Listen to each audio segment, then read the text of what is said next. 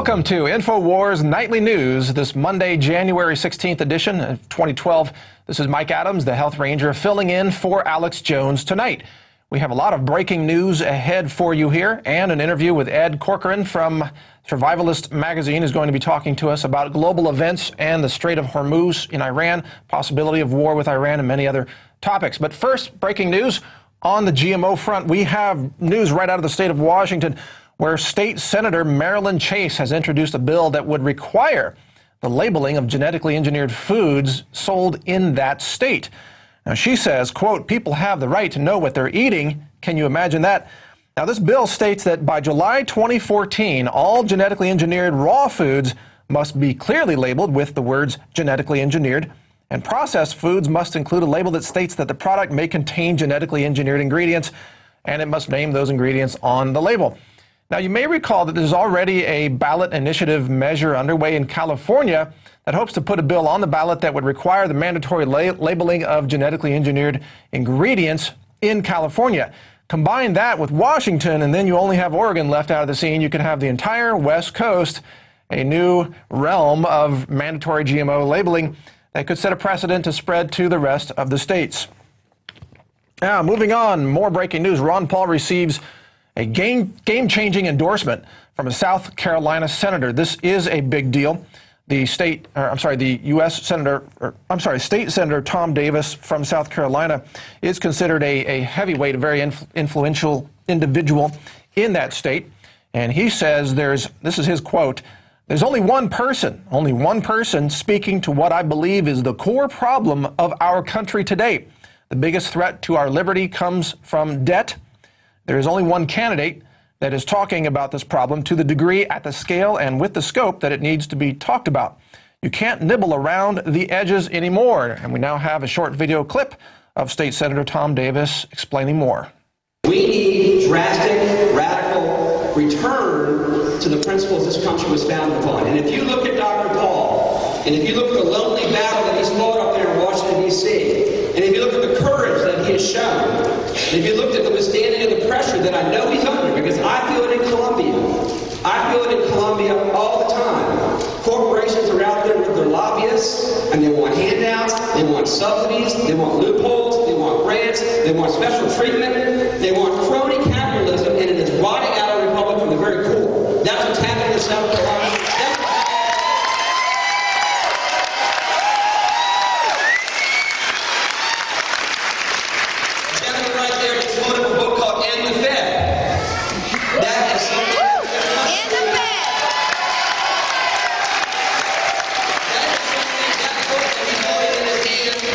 And talking about the Federal Reserve, and talking about quantitative easing, and talking about monetary policy, and talking about how it devalues our dollar, and talking about that Keynesian pumping in our economy, he has brought to the forefront ideas that 5 or 6 years ago people had no idea what you were talking about. Now everybody in this field talking about it. We have Dr. Ron Paul to thank for that.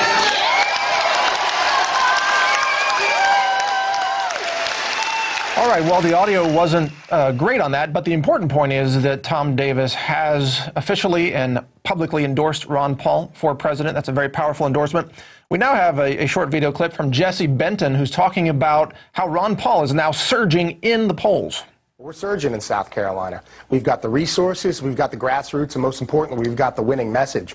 People in South Carolina are looking for a candidate that will really cut the spending, be serious about this debt that we've got exploding, and really go to the White House to cut the spending and get this government under control. They know Dr. Paul's got the credibility, and Dr. Paul will do what he says. Well, we're surging in South Carolina. We've got the resources. The good news is that over $1.3 million has already been raised in South Carolina for Ron Paul's election. And a lot more of that coming, no doubt, with future money bombs. Now, moving on to additional news that still involves Ron Paul, however. Look at the outreach of the outrageous, overreaching, tyrannical actions of the EPA. I mean, this is an agency that's completely out of control. The U.S. Supreme Court has now heard the opening arguments of a case known as Sackett versus the EPA. And Ron Paul calls it an outrageous overreach of the EPA. And in his address, he talked about it. He says, unless Congress acts, EPA bureaucrats will continue to inflict potentially devastating economic consequences on communities like Matagorda County and people like the Sacketts. Destroying the economy is no way to save the environment. A thriving economy and a fair judicial system that respects property rights and the Constitution provides the best protection of the environment. We also have a video clip of Ron Paul's address that covers this very issue. Let's go to that. Last week, the Supreme Court heard arguments in Sackett versus EPA, a case of blatant federal agency overreach and abuse of private property rights. Without any proof or reason and no chance for appeal, the EPA determined that a small single home lot was a protected wetland. The owners, Mike and Chantel Sackett, were ordered to halt construction already underway, to remove all the work already done, and plant trees and shrubs consistent with a wetlands environment. After making these costly changes, the Sacketts then would have to wait several years for the EPA to decide if they would be allowed the use of their own property. Refusal to comply with these outrageous and arbitrary commandments would result in daily fines greater than the value of the property. Outraged, the Sacketts sought relief through the courts, but court after court determined that they had no standing. The actions of the EPA were not subject to judicial review until a mountain of fees had already been assessed. This is just another example not only of how federal agencies wield enormous power over the average citizens, but also how little practical protection our courts provide when such citizens are harmed by those agencies. Constitutionally, when the government determines private property is needed for public use, it is taken through eminent domain. In that process, the owner is due fair market value in compensation for their condemned property. The EPA not only refuses to compensate the Sacketts for effectively taking their land, they are assessing or threatening to assess ruinous penalties that greatly exceed the value of the land. They arrogantly claim the power to determine how certain property owners can use their land while assessing fees or ordering actions that must be undertaken at the property owner's expense. All of this is done at the administrative level with no judicial oversight. In short, the EPA does not believe the Constitution applies to them. One of the key statements from Ron Paul there that you just heard is that this has been done at the administrative level with no judicial oversight.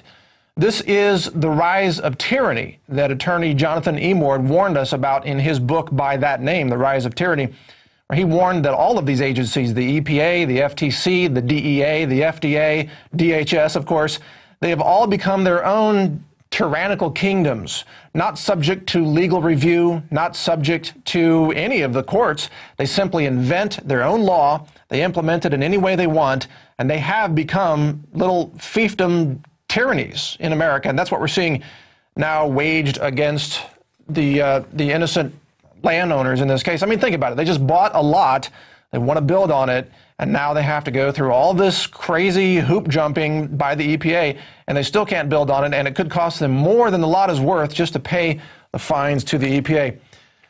I'm so glad Ron Paul helps bring some common sense to the forefront on that issue. Now, on another issue that might seem a little bit outlandish, we have radioactive products have made their way into the United States and were distributed to retail stores, Bed Bath and Beyond, in 20 different states, in fact, have been found to be selling radioactive metallic tissue holders. Now, these products are made with cobalt-60, a highly radioactive substance that's actually used in radiotherapy devices. Yeah, they actually fry cancer tumors to death. They emit gamma radiation used in medical devices and other types of devices, some military devices as well. How much radiation do these tissue holders emit?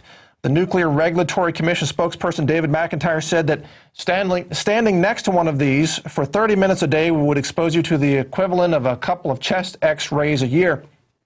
Well, what happens if you sleep next to one? If you have one on the bedstand by the bed and you're sleeping next to it for 10 hours a night, you're going to get the equivalent of potentially 100 or a couple of 100 chest x-rays a year. And interestingly, the mainstream media, well, the corporate-run hoax media, we should say, has said there is no danger for possessing one of these devices, but they failed to say that if you are caught with one of these devices, you could be arrested, detained, prosecuted and interrogated under both the U.S. Patriot Act for having a weapon of mass destruction, as well as the NDAA, recently signed by Obama. Yeah, you have materials to make a dirty bomb, and you bought it at Bed Bath & Beyond. In fact, you could get arrested by the TSA at a roadside checkpoint just trying to return the product and get your money back. And if you bury it in the yard, well, the EPA comes in and seizes your entire property and says you can't build anything on it. So what do? You're now stuck as a victim in a police state society that's selling you radioactive products and then accusing you for having the random bad luck to get cancer. It's a crazy world, yeah.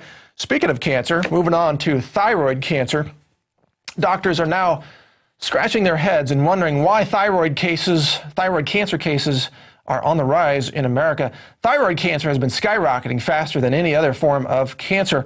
The National Cancer Institute has statistics that suggest the number of cases has increased by about 6.5%. I believe that's an annual number. Over a decade, that has added up to making thyroid cancer the fastest increasing cancer. We have thyroid cancer specialists who say, or one woman says, 10 years ago, if I saw 4 new thyroid cancer patients a year, that would have been a lot. That's from G. Irene Miner, a radiation oncologist with Indiana University Health Central Indiana Cancer Center. Now, she says, sometimes I see that many in a month, and I have seen 3 in a week. What makes you wonder what's going on with all of the cancer? What's behind it? What are the causes? Well, USA Today reports that obesity, radiation exposure, and diets low in fruits and vegetables are 3 potential culprits. And they're quoting a man named Huntley there. You notice they don't say Fukushima?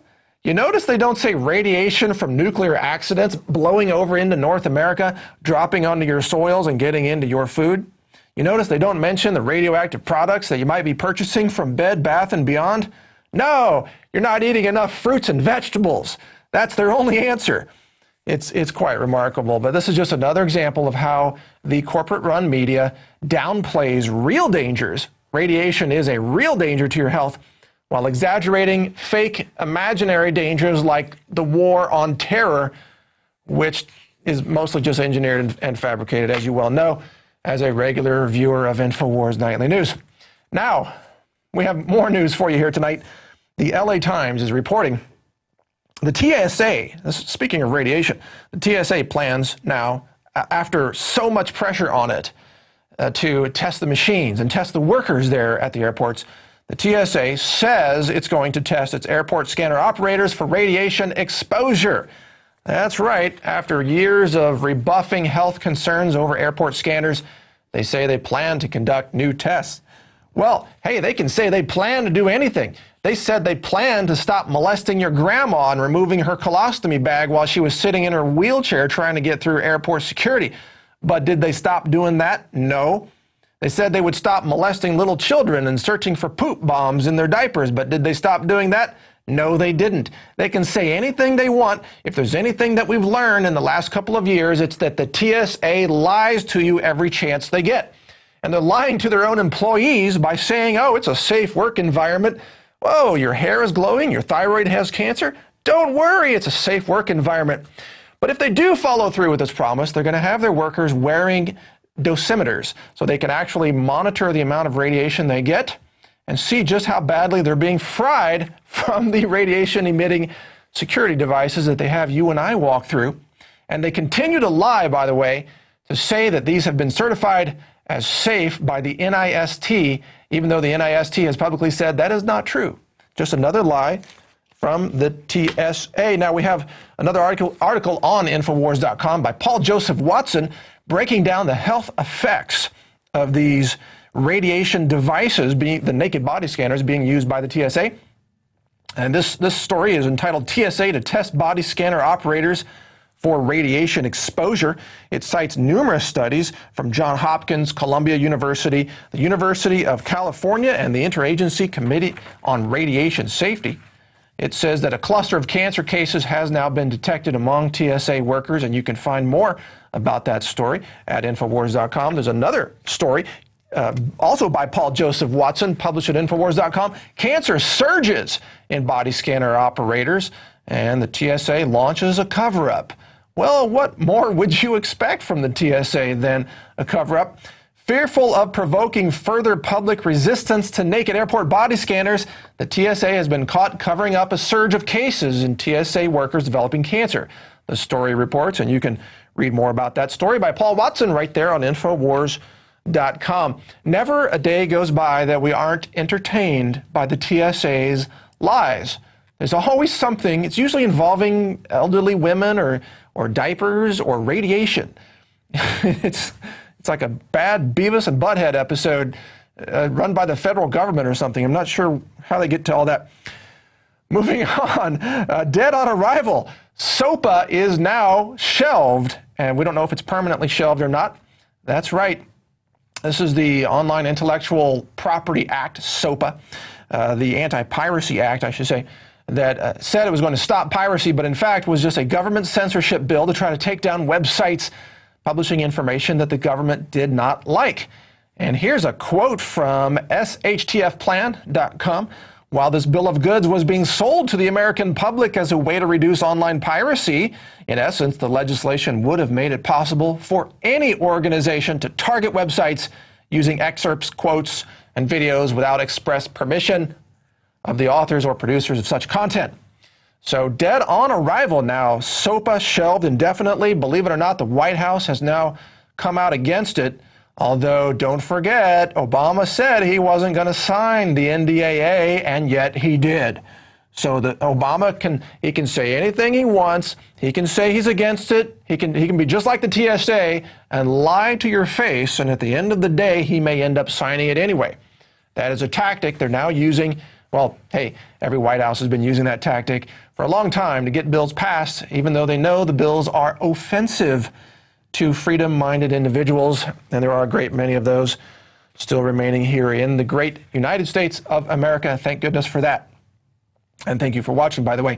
Now, if you consider yourself an American citizen, and you've been watching the entire debate about the NDAA, you may have come to the realization that, hey, as long as I'm an American citizen, I've got my Bill of Rights, right? Well, what if they could strip you of your citizenship? Then they could arrest you, detain you, interrogate you, assassinate you, put you in Gitmo or some other secret military prison and do basically anything they wanted to you, strip you of your due process rights, deny you a lawyer, and do anything they want to you without ever charging you with a crime. This is what is now possible under the new Enemy Expatriation Act. This is H.R. Bill 3166 with an accompanying Senate Bill 1698. And Alex Jones had something to say about this. As you might imagine, he said, the Enemy Expatriation Act is similar to the Nazi faction's Nuremberg laws, where Adolf Hitler took away German citizenship based on race, blood types, and those against the Hitler regime. Now, what's important to note about this is that, oh, wait a minute, here's a quote from the story, Digital Journal. Whether American citizens who are guaranteed due process of law by their Bill of Rights were included in the authority of the NDAA was not made absolutely clear. Here's why this matters. You see, when this bill, the Enemy Expatriation Act, is combined with the NDAA, then you have a two-pronged assault on your liberty. You see, Obama was explaining, well, the NDAA doesn't necessarily, it's not really going to be implemented against American citizens. But then they could say, well, if you support terrorism, or if you're working in opposition to the United States of America, which means the current government, then they could first strip you of your citizenship and then nail you under NDAA because you're no longer an American citizen with Bill of Rights protection. You see how that works? It's almost like good cop, bad cop, but it's two bad cops working in conspiracy to strip you of your freedoms. We have another, well, we already covered that quote there. Anyway, the good news is that SOPA is now being shelved, and I want to give a big shout out to all those out there who worked to help stop this bill, including, I forgot the man's name, who is Frederick, an Infowars listener who started the boycott of GoDaddy, which was very, very effective. And in fact, we have many other websites that were planning a day to go dark because of SOPA, and believe it or not, Natural News was planning on doing that too. We were going to go dark on Wednesday, guys. Now I'm not sure if we're going to do that.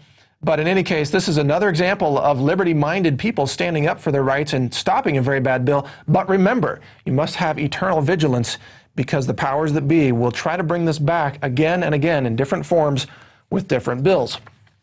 Now we have some more health news for you tonight. A totally drug-resistant form of tuberculosis has now been reported in India.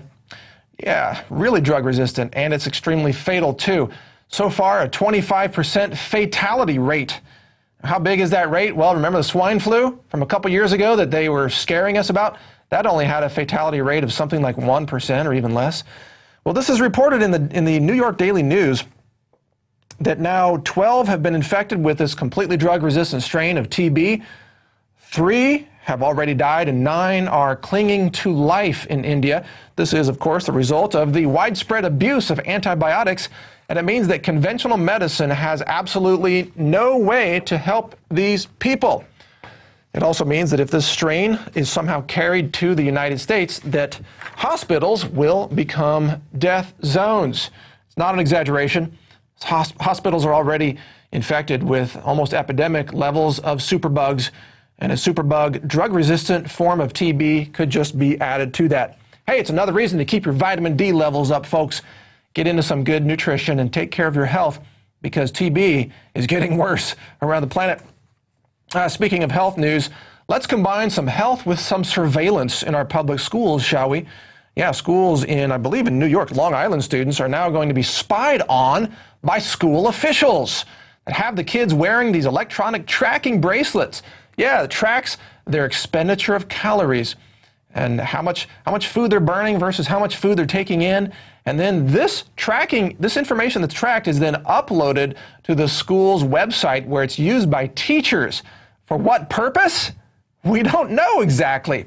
Could it be used later on and given to insurance companies that then raise the health insurance rates for that family? Could it be used to diagnose these children with psychiatric disorders and then drug them with brain-altering psychotropic drugs? We don't know the answers to that, but we do know that this is being done without parental consent, and it's yet another example of the runaway police state public education system spying on kids and not telling parents while they're doing it. Kind of reminds me of the whole vaccine situation in California, where Governor Jerry Brown said, well, now our school children can give permission and consent to be injected with HPV vaccines, and the parents don't even have to know about it. Let's just let it be our little secret, shall we? Oh, now we'll track the kids and inject them with vaccines and put them on psychiatric drugs. And then we'll get paid extra money by the state because we have problem students, which has extra compensation from taxpayer money. What a brilliant little scam to fund the little pathetic public school system. All right, speaking of pathetic things, have you heard about that ship that capsized off the coast of Italy? Yeah, it went down like the Titanic. Listed to one side, and over 4,000 people were on that ship, and most of them managed to get off, but not all of them. There were fatalities in this, so I don't mean to make light of the fatalities. That is a tragedy, but it is pathetic that the captain was observed in the bar drinking a beer right before at least that's what I read in the news report. But check this out. The reason I bring this up and the reason this is relevant to you is because this is a little metaphor for what's going on in our world today. Take a look at what some of the passengers said when this ship struck the rock and started to sink. They said, quote, "The lights went off and then came back on again, and then everyone just started scrambling over each other. I'm sorry, we were sitting at our dinner table."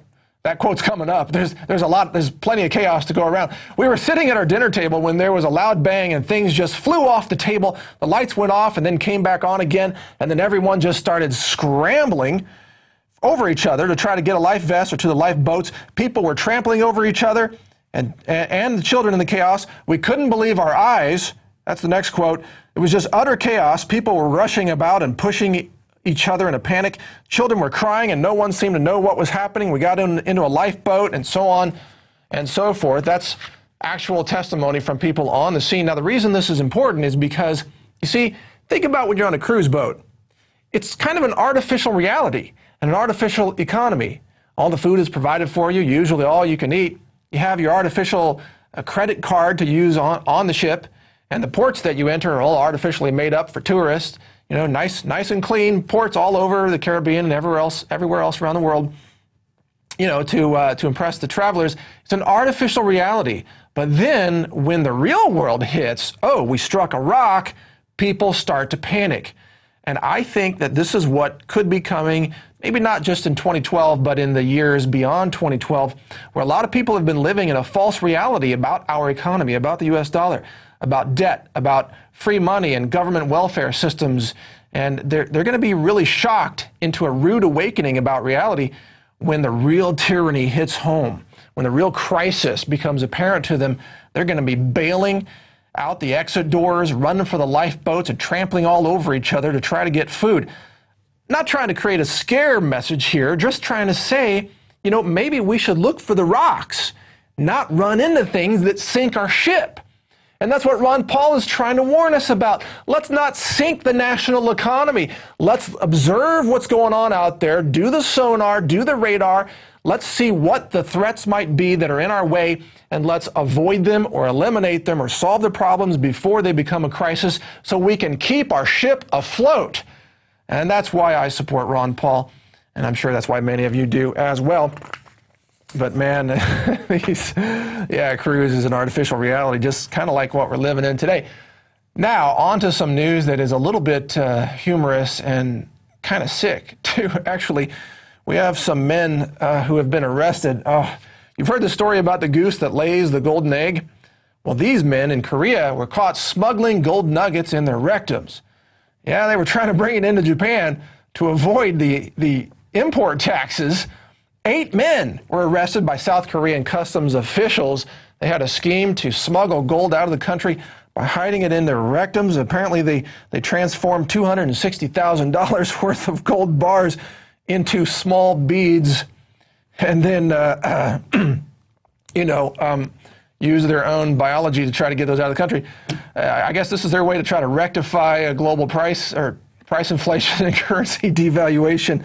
I mean, this is bad. I mean, I've heard of national governments dumping gold, but not 8 men in Korea. That's totally different story. I will go no further on this story. I'm just glad they weren't trying to smuggle $260,000 worth of silver coins.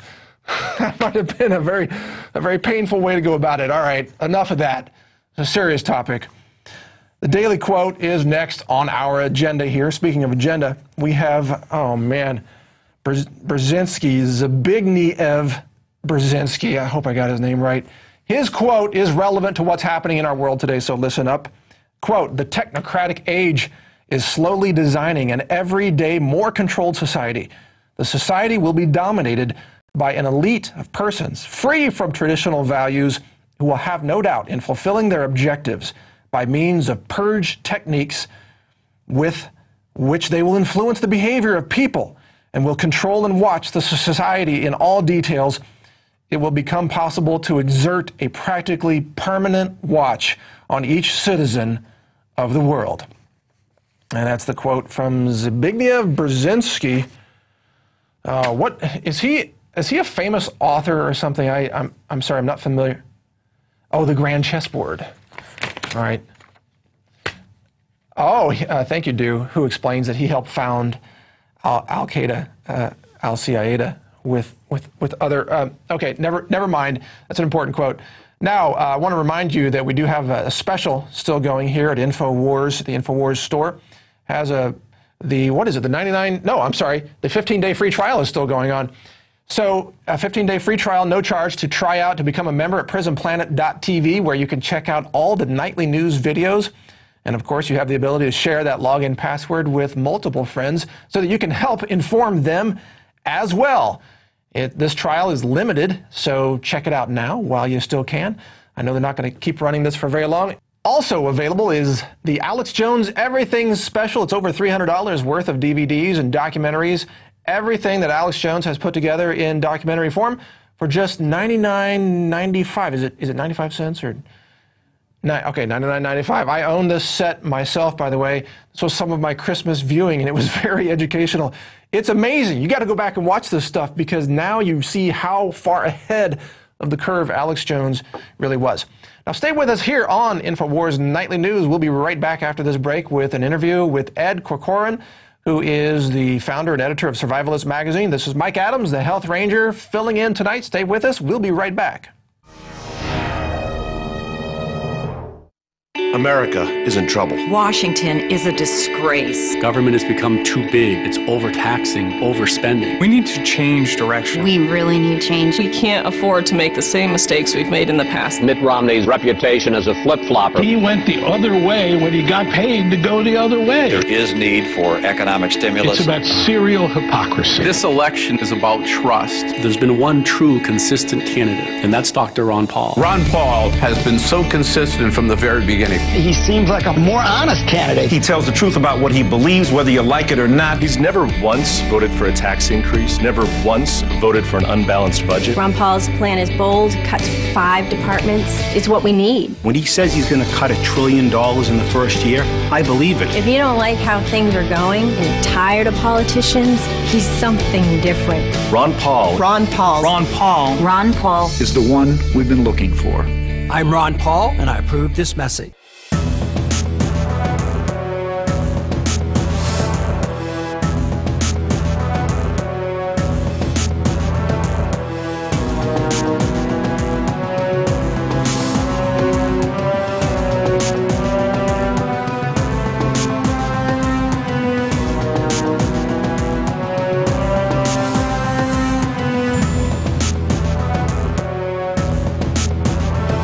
Time to get out of the comfort zone because these people aren't playing games.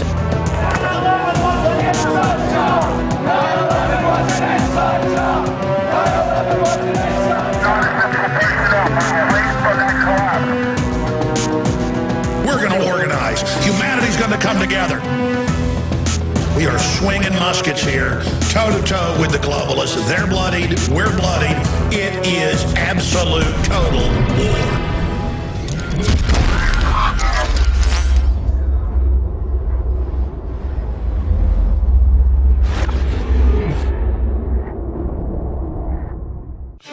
If you believe in this information and want to support its viral spread, go to the Infowars store at Infowars.com.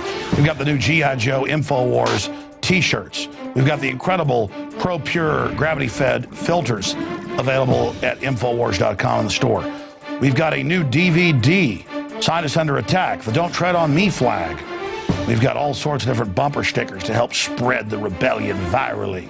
It's all there, wristbands, citizen rule books in every order. Order online at Infowars.com today. The water filters, the canteens, it's all there. Infowars.com.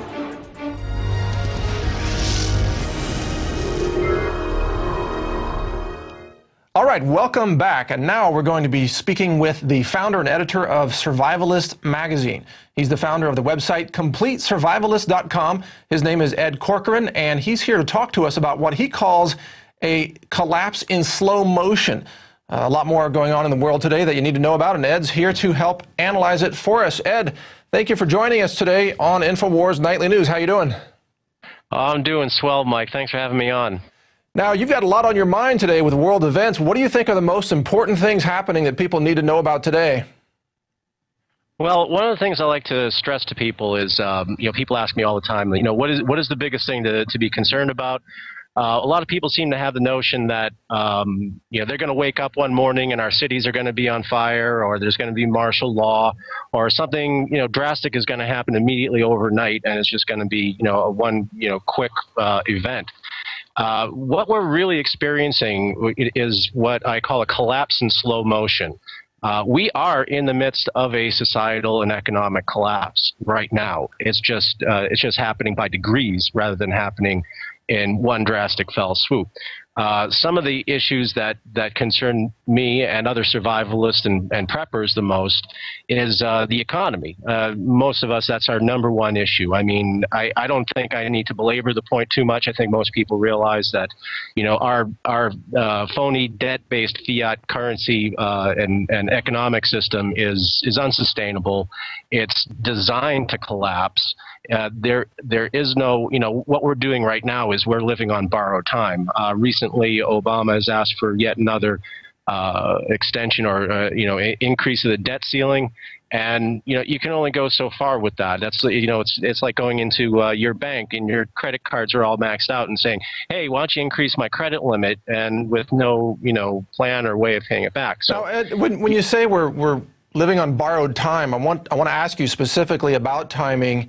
And by the way, if you don't mind, could you look right at the webcam when you're talking to us? What kind of timetable do you think we're dealing with here in terms of the collapse of the EU's financial system or debt collapse of the EU? And then what kind of timing for that to ripple back into the United States and affect people here in the USA? Well, I'm not an economist. Any kind of prognostication that I could make would, simply be a guess.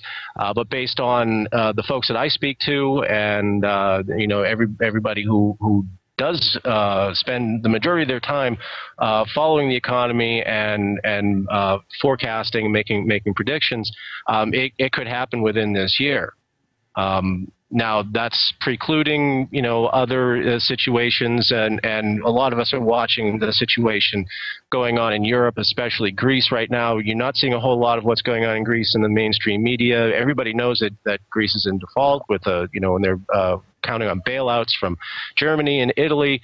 But it's horrific what's going on there. And I suggest that a lot of people take a look at it, go online and take a look at, they can't get basic medicines anymore. People are starving over there. That's right. The rioting hasn't. I'm sorry, but a lot of people in the U.S. don't know that that's the case. The pharmacies are begging for medicine in Greece, and that's just a small example of the kind of breakdowns we're going to see. Now, you write, or you're the editor of Survivalist Magazine. You cover this day in and day out. What do you think it's realistic for people in the USA and Canada to eventually expect those kinds of shortages to strike home as that economic collapse begins to ripple around the world? Well, again, it's not an event. It's happening right now. I mean, anybody who's been paying attention to the prices in the grocery stores are seeing gradual increases in prices. And when other factors, I mean, there's a confluence of disasters going on right now.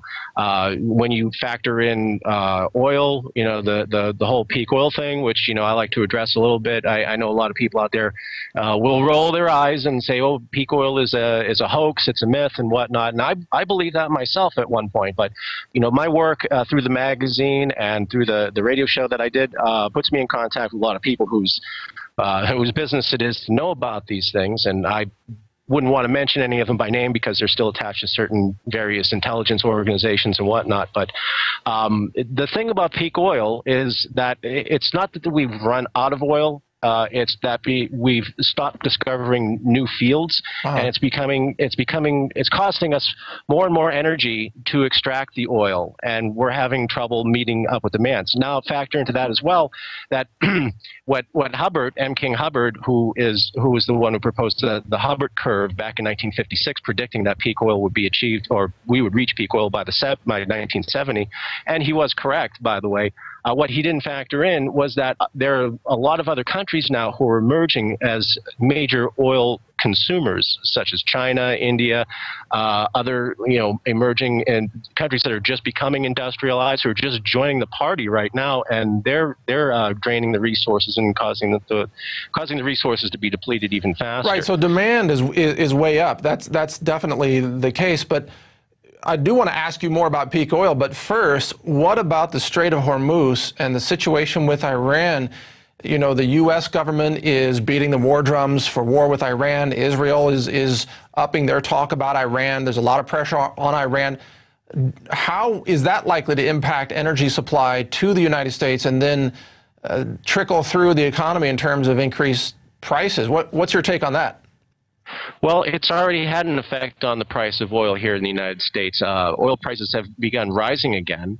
I think gasoline is up on average of 7 cents per gallon right now. And in the wintertime, typically, historically, this is when oil prices usually go down. And so, and this is directly related to tension. Anytime there's any kind of tension or speculation about anything going on in the oil-producing part of the world in the Middle East, just the fear is enough to cause the oil prices to go up. The situation in the Strait of Hormuz, whenever I read about it or research it, it kind of reminds me of several points of history. Well, first of all, the United States is putting sanctions and threatening embargoes due to Iran's nuclear program. Now, the International Atomic Energy Association has determined that they're nowhere close to producing weapons-grade uranium. Yet still, this kind of smacks of the WMD thing with Iraq. Also, whenever the United States starts pulling out the economic guns with embargoes and applying sanctions or levying sanctions against a country, that is an act of aggression, and that's very provocative. That is usually the first thing that governments do when, the first thing they do is they try to cripple another country's economy. But it can be said that the U.S. government is intentionally trying to provoke Iran into war. I mean, that almost seems obvious at this point. And why would they be doing that in your analysis? Absolutely. Well, it takes me back all the way back to Japan with the Roosevelt administration. Most people think that that Pearl Harbor, the attack on Pearl Harbor, was completely unprovoked. But what we're not taught in our history class is that beginning from 1939. The United States was imposing sanctions and embargoes and trying to sabotage the Japanese economy. Yes. And so, this is another thing. And then, there are several points all throughout history. We can go down a line to go back to Iran back in 1953 when the United States was instrumental in removing their president and putting the Shah in power.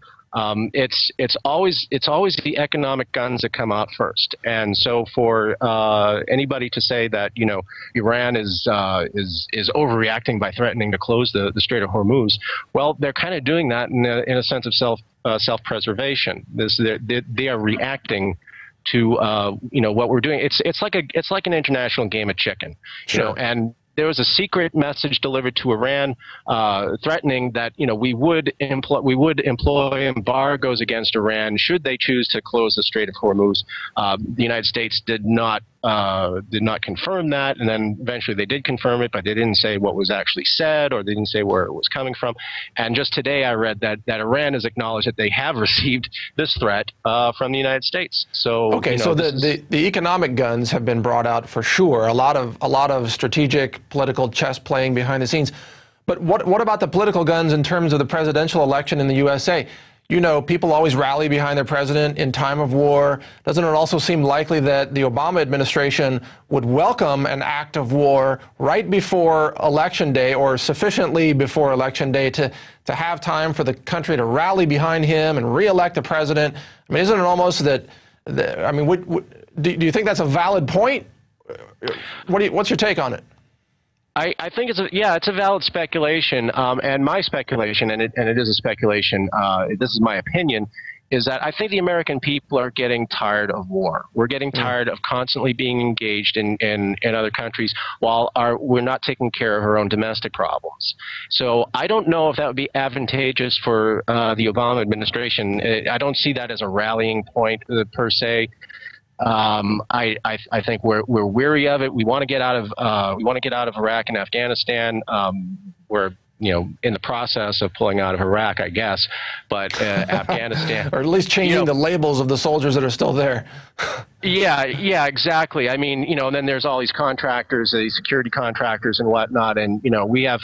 We're not, as we have military bases in Iraq. We have if you look at a map of where all the military bases are located in the Middle East, I mean, we're basically surrounding Iran in Afghanistan and Iraq, and I think that was the long-term goal in invading Iraq. It wasn't so much about oil. It certainly wasn't about weapons of mass destruction. It was more about establishing a presence. And all right, let me shift gears, if you don't mind, get to a topic a little closer to home.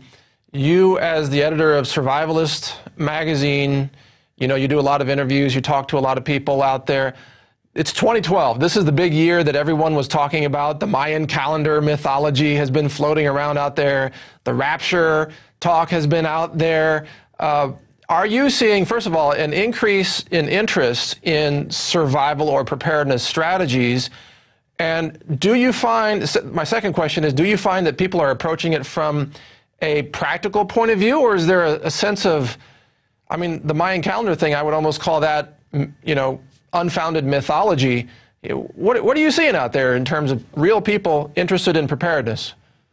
In terms of the people that I work with and the people that I talk to on a regular basis, no, we're not seeing the fact that the Mayan calendar ends on December 21st, 2012 is largely happenstance. It doesn't signify anything. And in fact, we have an issue coming out in which we address a lot of 2012 issues. And we have an article written by a fellow who, Christopher Nagiris, I hope I'm pronouncing his name correctly, and he has actually spent time in the Yucatan Peninsula with the Mayan people, with the present-day Mayans, and they do not have any kind of interpretation in regards to like the end of the world as far as the Mayan calendar ending. So if the Mayans don't think that the end of the Mayan calendar signifies the end of the world, then I don't think, you know, that's good enough for me. You know, take it from the source. You know, and then there's all kinds of other fringe theories out there about Planet X and whatnot. And you know, I take a more practical stance. I mean, just looking around, there's a perfect storm brewing, and these are all issues that are right in our faces. I mean, we don't have to speculate about, you know, any kind of mythical or, you know, and I'm not saying I'm not interested in those things. I am. You know, I've always been a avid no, I mean, what you're saying is there are plenty of down-to-earth reasons to be prepared. You don't have to reach for theories in outer space to have a justification to get prepared. I mean, just look at the Fed, right? They may, yeah, exactly, and they may not be as dramatic or as sexy as, or you know, interesting as say, you know, the planet Nibiru, you know, crashing down on us. But yeah, I mean, with the growing food crisis that we have, increasing disasters, the peak oil issue, you know, water shortages. Right now, the Ogallala aquifer is being pumped dry, where experts are predicting that eventually the American breadbasket is going to turn back into the Dust Bowl. You know, and it's the same thing is happening in other countries. Overpopulation. This is another issue people roll their eyes about. You know, and I did too. I was like, what are you talking about? There's still plenty of real estate to go around. But overpopulation is not about overcrowding. You know, we may still have plenty of space, but we're starting to outstrip our resources. We're using up our water. We're using up our ability for producing food, and we're using up too many resources. It's getting to the point where nature doesn't have a chance. Like through commercial farming practices, our soil is becoming depleted, and we're losing topsoil. We're losing the nutrients in the soil because of the way that factory farms operate. Right. And it's not just here. This is, you know, you have to really look at what's going on a global basis in China, in India. Those people are starving, and they're depleting their aquifers faster than they can be replenished. They're depleting their soil. So, you know, there's a number of issues that, you know, the economy being chief among them, that, you know, are just bearing down on us. And yeah, I like, Ed, how you describe this as a slow motion collapse, where it's not like you wake up one day and everything's on fire and the whole system has collapsed. It's actually, I mean, maybe in the future, when historians look back at this time, they will call it one event. They'll have one name for this era of change and reform and collapse and rebirth, perhaps. But when you're living in it, it feels like slow motion. And I think that's a really wise message from you, that we need to be able to see the signs and recognize that we're in this time of change without needing to see that, oh, the whole world's exploding and, you know, aliens are jumping out of their lizard skin and taking Federal Reserve officials back to Planet X or whatever they do. I mean, you know, this is real, and it's kind of slower than what a lot of people imagine. Yeah, well, yeah, and you know, people ask me all the time. Well, you know, for predictions, you know, when is this going to happen? What do you think? You know, how much time do you think we have left? You know, and there are situations, or there are certain events that could happen. For example, we're coming into a solar maximum where We could have another Carrington event. For those of you who are unfamiliar, the last time we had a massive solar storm was back in 1859, which wiped out, all we had back then were telegraph lines, but it wiped out our telegraph system and started fires and whatnot. And scientists are saying that we're overdue for that, and this year could possibly be, if we get hit by a solar flare. Another issue is that the magnetic field around the Earth, there is a major gap in the magnetic field. Sure. Now, what got me interested in survivalism in the first place, I classified myself as an outdoorsman. I just like camping and hiking, living in extreme environments. And I got woken up by the fact I saw a documentary that was produced back in the 80s about what actually happens when the grid goes down, and I think most people, they downplay it, or they don't, and think, oh, we'll just break out the candles and, we'll be fine, but in a long-term situation, power loss situation that will last for years, if our grid crashes due to an EMP or a solar flare, which creates an EMP event, that could be one of those situations where we wake up one morning and our world is fundamentally transformed. We're basically back into 19th century existence. Yeah, that's where people will really wish they had gone through the skills and practiced these things and not just read the books and watched the TV shows. Any last thoughts as we wrap this up? Just to follow up on the grid crash event, I mean, there's going to be a long period of time too where there's going to be looting and rioting, and it's going to be very dangerous times, and it's not going to be a good time to live in a city. So. My recommendation is to all people. I hope we would have had more time to discuss the membership site that we have. Is to be prepared, start stocking up on food, and even if there isn't an economic collapse, food prices are going up, oil prices are going to go up, and oil prices affect the price of everything else. Yeah, because it all has to be. It takes petroleum to grow our crops. It takes petroleum to transport our crops. It takes petroleum to do everything. We do not have an infrastructure to live in a non-petroleum based society, and so food storage, even if there is no major economic collapse, you're going to save yourself a lot of money by buying your food now and putting it away, and you'll have that for if something drastic does happen overnight, or if we just find ourselves ignoring the road signs and find ourselves in a situation where, like, how did we get here? You'll have those provisions available, and a good place to start is at CompleteSurvivalist.com. That's our site where we have tons of survival guides, experts, expert interviews. We have a biweekly mastermind calls where people can ask their questions and learn how to get prepared, because it's a lot more than just food. I'm going to ask you on Natural News as well. I'm sure Alex will want to talk to you again, but I appreciate you joining us, and I'll give out your website again here for those who want to learn more. But the bottom line is, you're a guy who's been out there on the front lines of the survival industry, so to speak, and you sort of aggregate all the top knowledge from those out there, different writers. James Wesley Rawls, survivalblog.com, also wrote an article for you, and he's well informed. So a lot of folks. So I appreciate what you're doing, and I think you bring a lot of value to the public. Thanks for joining us tonight, Ed. Thanks for having me on, Mike. It was a pleasure. All right, folks, that was Ed Corcoran from CompleteSurvivalist.com. A lot of good information from him there. Definitely take this seriously, folks. 2012 is here. The world is changing rapidly, and it's time to do more than just listen and just be a spectator. Be an active participant in taking care of your own safety, your own health, your own freedom in 2012 and beyond. Thank you for watching Infowars Nightly News tonight. This is Mike Adams, the Health Ranger from Natural News, signing off on Monday, January 16th. Have a good night. We'll talk to you again soon.